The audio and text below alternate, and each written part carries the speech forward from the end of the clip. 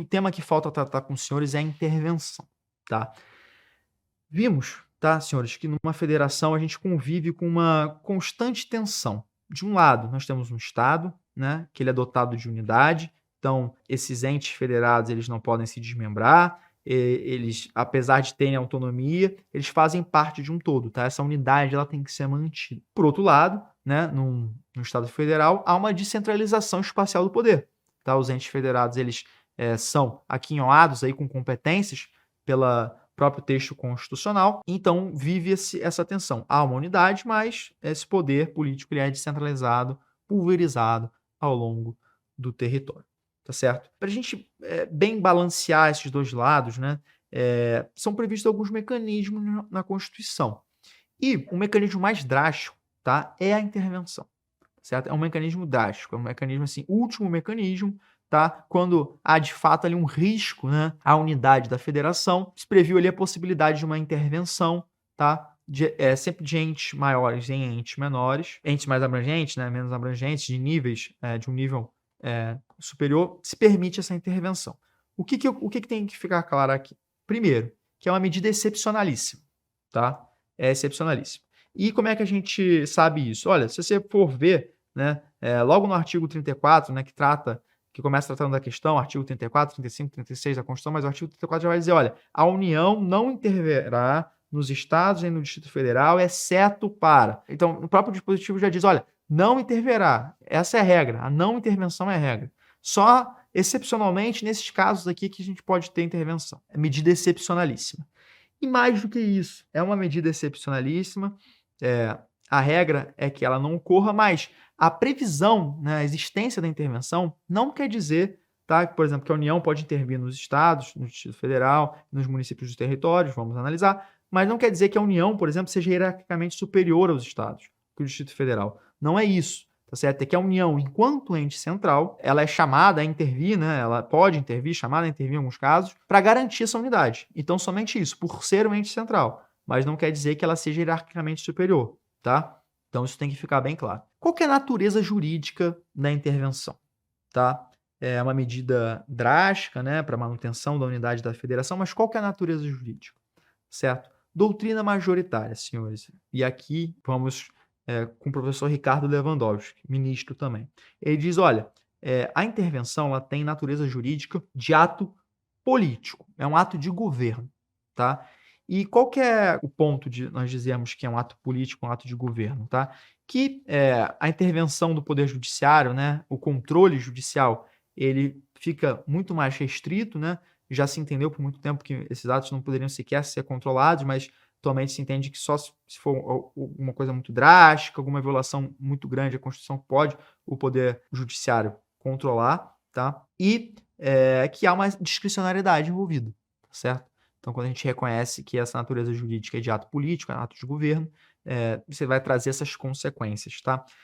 Mas tem doutrina minoritaríssima, trago o professor Pontes de Miranda, que diz que não, olha, que é um ato jurídico, tá? E como ato jurídico, se submete ao controle do Poder Judiciário, né, muito mais amplo, e está ali vinculado àquelas circunstâncias, tá certo? Pois bem, então fizemos aí um panorama geral da intervenção.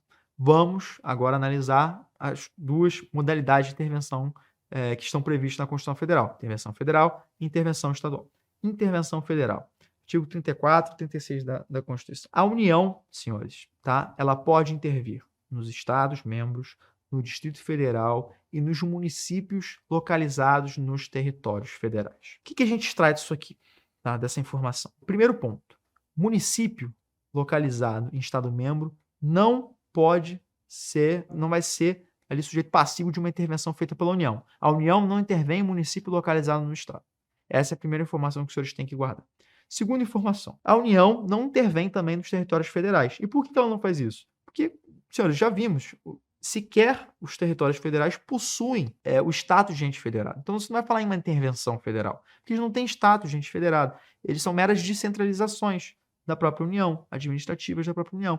Então, não faz sentido. Já os municípios dentro dos territórios, tudo bem, porque eles já vão ter autonomia, já vão ser municípios, mas o próprio território federal não precisa de intervenção. A própria União vai lá e atua, porque ela é quem manda ali no território. Bom, Já dissemos, a regra é não intervenção, então o próprio dispositivo começa, né, o artigo 34 já começa falando, a União não intervirá, exceto nos casos, tá? E aqui nós temos alguns pressupostos, tá? Para que essa intervenção ela seja válida. Pressupostos de natureza material, pressupostos de natureza formal. Por pressupostos de natureza material, são aquelas as hipóteses em que pode a União intervir, tá? Isso vai estar trazido ali no artigo 34 e no artigo 35. Tá? Artigo 34, a intervenção da União nos Estados e no Distrito Federal, e artigo 35, a intervenção da União nos municípios localizados nos territórios federais, tá certo? O que diz aqui o artigo 34? E logo de cara, já adianto para os senhores, essas situações aqui, isso é um rol taxativo, tá? Não tem como interpretar ampliativamente, nós não vamos ter outras hipóteses que não essas que estão aqui, tá? Ainda que seja ditada a lei, etc., não. A Constituição prevê quais são as hipóteses, são essas e nada mais. Vamos lá. Artigo 34 vai dizer, para manter a integridade nacional, para repelir, pode, né, a União intervir em estados e no Distrito Federal para manter a integridade nacional, repelir invasão estrangeira ou de uma unidade da federação em outra, por termo um grave comprometimento da ordem pública, é um termo bem aberto, né? Embora o rol seja taxativo aqui, a Constituição foi bem aberta. Garantir o livre exercício de qualquer dos poderes nas unidades da federação, reorganizar as finanças da unidade da federação, que aí prossegue no inciso 5º, né? Inciso 6, prover a execução de lei federal, ordem ou decisão judicial. Inciso 7, assegurar a observância dos seguintes princípios constitucionais. E ali vão ter as alíneas. Esse inciso 7 aqui, tá? Artigo 34, inciso 7. As matérias que estão elencadas ali, elas recebem um nome específico da doutrina. É importante que os senhores guardem esse nome porque ele aparece não só aqui, mas em outros momentos, tá? Eles são chamados de princípios sensíveis, tá certo? Princípios sensíveis. Então, ó, forma republicana, sistema representativo, regime democrático, direitos da pessoa humana, autonomia municipal, prestação de contas da administração pública direta e indireta, aplicação do mínimo exigido da receita resultante de impostos estaduais, compreendida a proveniente de transferência, na manutenção e desenvolvimento do ensino e nas ações de serviços públicos de saúde. Tá? São esses os princípios sensíveis trazidos na Constituição Federal. Nós vamos olhar para o artigo 34, inciso 7. Recebem esse nome, senhores, justamente por serem princípios que, uma vez violados, permitem a intervenção federal, tá certo? Então, é da própria natureza deles estarem aqui elencados no artigo 34, é que esse termo foi cunhado, tá? Pressupostos materiais para a União intervir nos municípios do território, tá? Aí o rol também é taxativo, já é menor, né? Vou deixar para a gente... são os mesmos pressupostos materiais para a intervenção dos estados nos seus municípios, tá? Então, a gente passa por eles quando analisarmos a intervenção estadual. Bom, os pressupostos materiais estão lá na Constituição, os senhores vão ler. É mais interessante aqui nós atentarmos para os pressupostos formais, que aí a gente vai ter um pouco mais de debate, né? Alguma coisa, algumas nomenclaturas específicas e tudo mais, tá? Primeira coisa que eu quero trazer com os senhores, a competência, tá? Para decretar, né, e executar uma intervenção federal, ela é do presidente da República, tá certo? E aí está previsto no artigo 84, inciso 10 da Constituição Federal. Competência do presidente da República decretar e executar a intervenção federal, tá certo? Mas, beleza, a competência é do presidente. Mas e a iniciativa? Tá certo? A iniciativa nem sempre é do presidente, tá? Isso já é um outro nível de análise. É o presidente que é o competente para decretar, para executar, mas a iniciativa vai depender, tá, do caso. Então, nós temos quatro tipos de iniciativa aqui na intervenção federal. Primeira iniciativa, né, primeira forma de iniciativa, temos a dita intervenção de ofício, né, ou intervenção espontânea. Na intervenção de ofício, ou também chamada de intervenção espontânea, não há necessidade de provocação, tá? Ocorreu ali o pressuposto material, tá certo? Ocorreu um dos casos ali de intervenção federal que são de iniciativa espontânea e o próprio presidente vai poder, de pronto ali, decretar, né, editar o decreto e executar essa intervenção federal, tá? Quais são as hipóteses, tá? Anotem. Artigo 34, inciso 1, 2, 3 e 5. Artigo 35, incisos 1, 2 e 3, tá? Então, nessas hipóteses, a União, o presidente, vai poder intervir independentemente de haver uma solicitação, uma requisição, etc. Tá? É de ofício. Importante, tá? Aqui, senhores, o presidente atua de forma discricionária, decreta ou não a intervenção, se quiser ou não, nessas hipóteses. Ele vai fazer um juízo de conveniência e oportunidade, um juízo discricionário. Tá? Ele não está vinculado. Olha, aconteceu o pressuposto material, tem que intervir. Não. O presidente pode entender que naquele momento a intervenção vai ser mais daninha do que manter aquela situação que se enquadra numa das hipóteses de decretação da intervenção federal. Tá? É feito esse juízo pelo próprio presidente da República. Segunda forma de iniciativa. Na segunda forma de iniciativa, nós vamos ter a chamada intervenção solicitada, certo? E aí, senhores, a hipótese tá, que está prevista no artigo 34, inciso 4º da Constituição Federal, né? Quando a intervenção federal se fundar na garantia do livre exercício dos poderes aqui, executivo e legislativo. Nesse caso, o poder executivo do Estado-membro, enfim, ele vai, ou o poder legislativo ou do Distrito Federal, ele vai solicitar. Ele vai falar, olha, presidente, está acontecendo aqui, eu estou sendo limitado, eu não estou conseguindo exercer livremente as minhas funções e seria interessante que tivesse uma intervenção federal para corrigir. Né? Para corrigir. Vamos supor que uma Assembleia Legislativa esteja sendo acossada em suas funções ali por um governador, por exemplo. A Assembleia Legislativa vai poder solicitar. Né? Questões relevantes aqui. Tá? É feita, então, essa solicitação ao presidente. Primeiro, o presidente aqui também tem discricionalidade, tá certo? Então, ele vai fazer um juízo de conveniência e oportunidade. Não necessariamente precisa decretar. Olha, solicitou, não, sou obrigado, estou vinculado, tenho que decretar. Não, vai ter que ser discricionário. Mais do que isso, tá? Esse pedido, tá? Ele não tem uma forma específica, essa solicitação, melhor dizendo, não tem uma forma específica, mas ela tem que ser clara, tem que ser expressa. Você não pode simplesmente, não, olha, o presidente, eu achei que ficou meio subentendido ali, que tem uma situação que houve um pedido, vou intervir, ou vou decretar uma intervenção federal. Não, tem que ser expresso, tá certo? E são esses basicamente os pontos aqui que a gente tem acerca da intervenção solicitada, tá?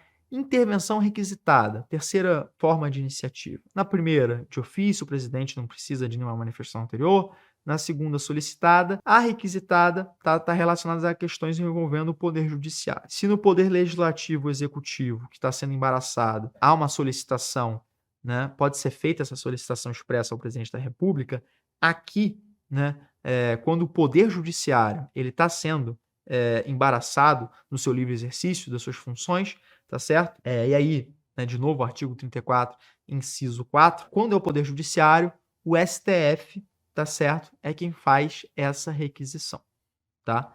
Faz uma requisição ao presidente da República. Outra hipótese em que há requisição, tá? E aí, essa requisição pode vir do TSE, do Superior Tribunal de Justiça ou do Supremo Tribunal Federal, tá? Quando, na hipótese aqui do artigo 34, inciso 6, tá?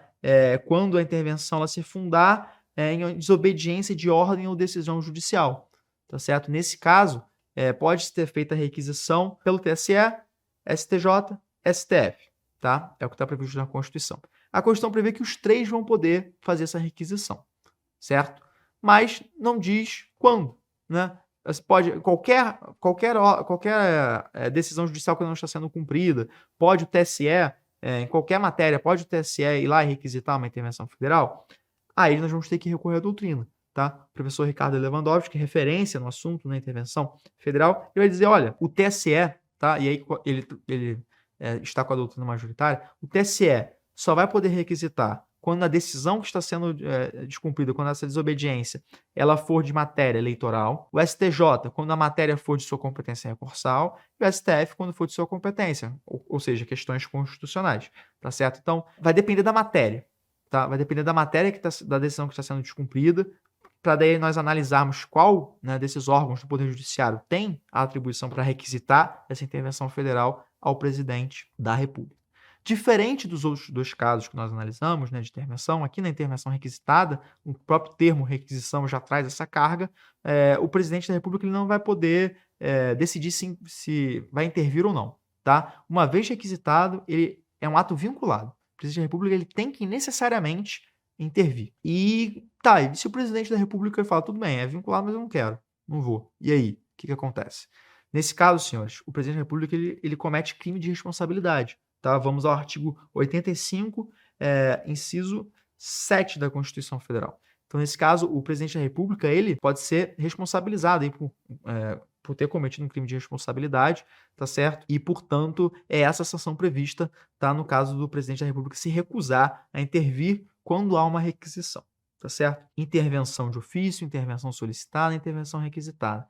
Quarta forma e última, né, aqui relacionada à iniciativa, nós temos a intervenção determinada pelo provimento de representação interventiva. Em alguns casos, senhores, não vai ser um simples ato de requisitar, de solicitar ou de ofício, tá? Aqui, nessas hipóteses, há um ajuizamento de uma representação interventiva, tá certo? Então, há aí um procedimento judicial, tá? E ao final, sendo julgado procedente, né, essa representação interventiva, tem uma decisão judicial, né, e essa decisão judicial, ela impõe que o presidente da República intervenha, tá certo?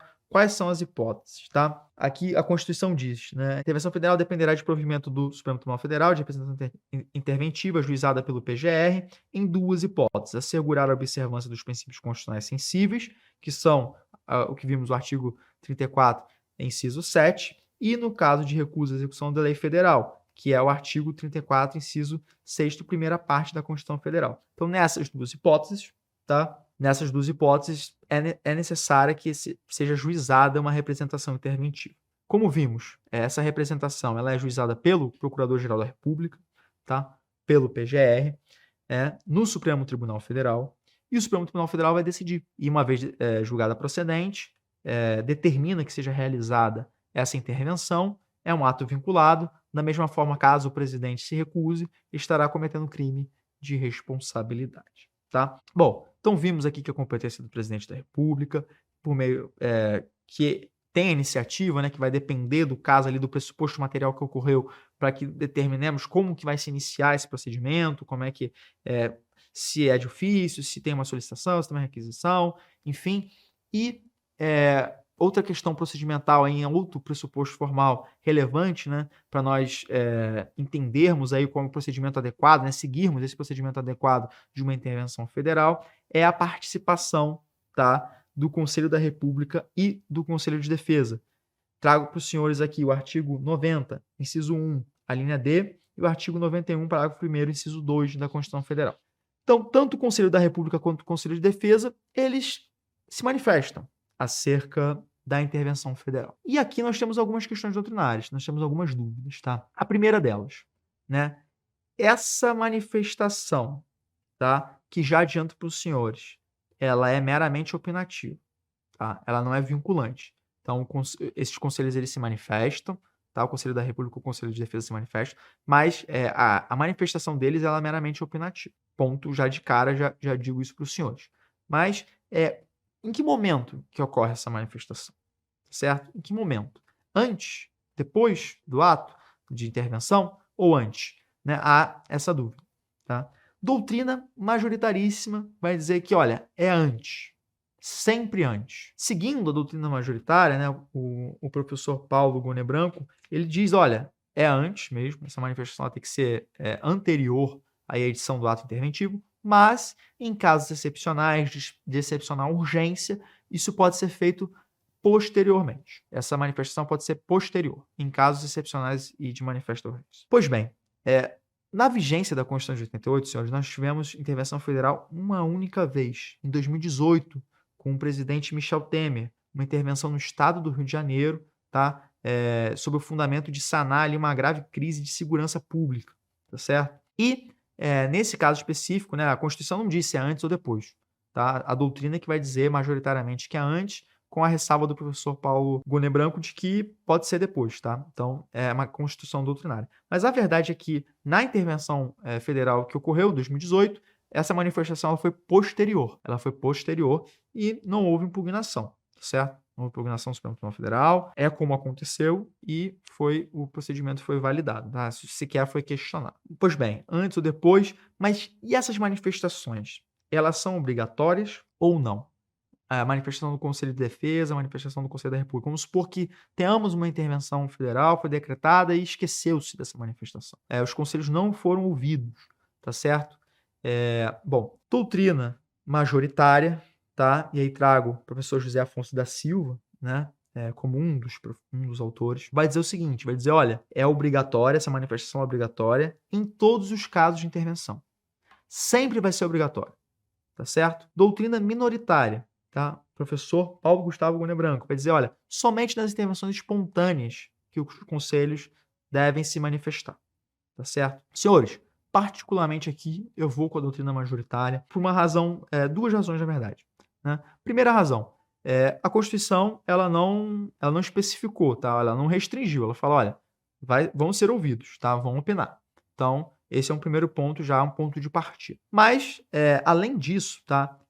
Geralmente o argumento utilizado para que se restrinja a oitiva dos conselhos, né, do Conselho da República e do Conselho de Defesa nas intervenções, é a de que, olha, nos casos em que é vinculado, não há necessidade, porque o presidente da República vai ter que decretar a intervenção federal. Então, não teria razão de ser. Mas olha, senhores, entendam, mesmo nos casos em que é vinculado, tá, os conselhos eles podem se manifestar aí sobre qual vai ser o teor dessa intervenção, como ela vai ser feita, qual a extensão, qual que é a amplitude dos atos que vão ser praticados, tá certo? Então há ainda assim uma relevância nessa oitiva. Então eu aí vou com a doutrina majoritária, tá, de que é sim obrigatório em todos os casos. Pois bem, a intervenção federal ela é de competência do presidente da República, vai ter os casos de iniciativa que tratamos, vimos os pareceres aqui dos conselhos, né, da República e da Defesa, e agora o que a gente precisa saber é que essa intervenção ela é formalizada por meio de um decreto presidencial,